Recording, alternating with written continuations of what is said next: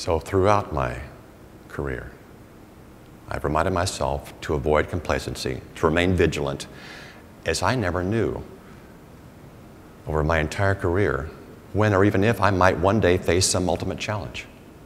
Or put another way, I never knew on which 208 seconds my entire career might one day be judged.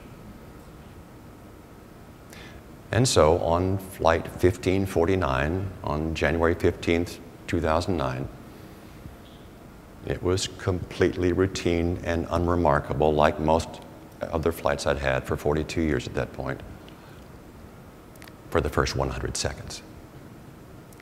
And it instantly became my ultimate challenge of a lifetime.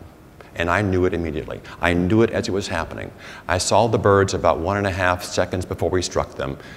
And at that point, we're traveling 316 feet per second, so I saw them about 1.5 football field lengths away, but clearly not enough time to maneuver to avoid them.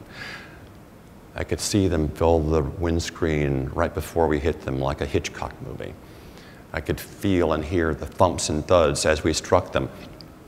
Birds struck the leading edges of both wings, the nose of the airplane just below the level of the cockpit windows, and into both engines. At least 2 birds into the right and probably 2 into the left. And the engines immediately began to protest this damage that was being done to them by massive birds. And these were Canada geese with 5-foot or 6-foot wingspans, weighing 10 or 12 pounds into both engines. And you can imagine the damage that's done when finely balanced machinery is turning at thousands of revolutions per minute, and you throw something massive into the core of it. How damaging, how disruptive that is. And then there was the thrust loss.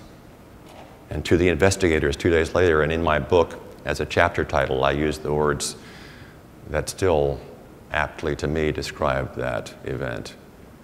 The thrust loss was sudden, complete, and bilaterally symmetrical.